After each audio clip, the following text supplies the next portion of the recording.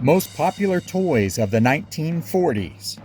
Metal toys during World War II came to a screeching halt so that materials could be used towards the war effort. Prior to the war, they had been extremely popular, and after the war, they would regain their popularity. Many of the toys for little boys were patterned after soldiers and guns, while little girls played with dolls and pretended to be mommies. Following the war, a whole new era of toys was introduced.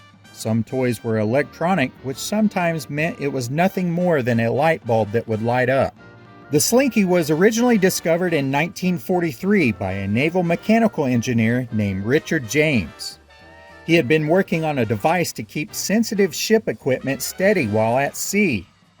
While doing so, he accidentally bumped his shelf of samples and watched them slink down a set of books and land on the floor.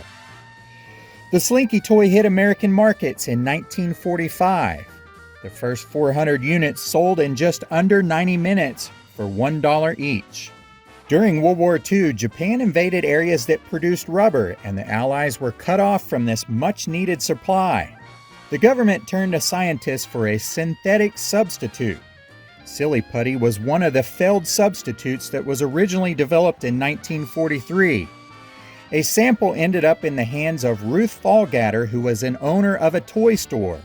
There it sat on the shelf for almost 6 years until she showed an advertising consultant named Peter Hodgson. He saw potential in it and placed it in a catalog. It went on to outsell every item in the catalog with the exception of Crayola crayons. The portable electric phonograph became extremely popular in the 1940s for both children and adults alike. The original phonograph was invented by Thomas Edison in 1877, but it evolved in many ways to be easier and better. The portable phonograph allowed anyone to transport and listen to music practically anywhere they went.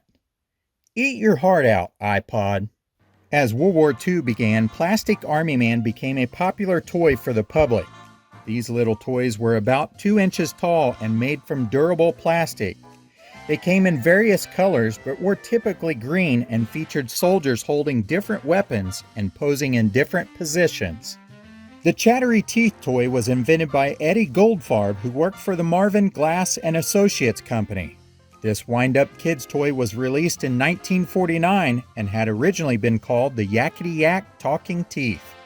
In the 1940s, affordable model airplanes began to be mass-produced and advertised. By the mid-1940s, there were many models based on the popular aircraft that were used during World War II. Candyland was designed in 1948 by Eleanor Abbott as she was recovering from polio in San Diego, California. The game was made for children in the same wards of the hospital that she was staying at. The children suggested that Abbott submit the game to the Milton Bradley Company. The game was first produced in 1949 as a temporary fill-in for their then main product line of school supplies. Candyland became Milton Bradley's best-selling game, surpassing its previous top seller, Uncle Wiggily, and placed the company in the same league as its competitor, Parker Brothers. Chutes and Ladders was introduced in the United States in 1943 by game pioneer Milton Bradley. The game originated in India as part of a family of dice board games. The game made its way to England and was sold as Snakes and Ladders prior to being introduced to America. Paper dolls and cardboard houses were extremely popular due to the shortage of materials during World War II. Manufacturers had stamped "Made in the USA" on the houses to differentiate them from the ones that were made in Japan prior to the war. Toys during the 1940s were greatly influenced by World War II and the need for raw materials. Some were mistakes that were never intended to be toys at all, but somehow they've remained popular ever since. No matter what, children still played and made do with what they had available. Thanks for watching this episode on the most popular toys of the 1940s. If you enjoyed this episode, please stay tuned. There will be a most popular toys of the 1950s coming up next.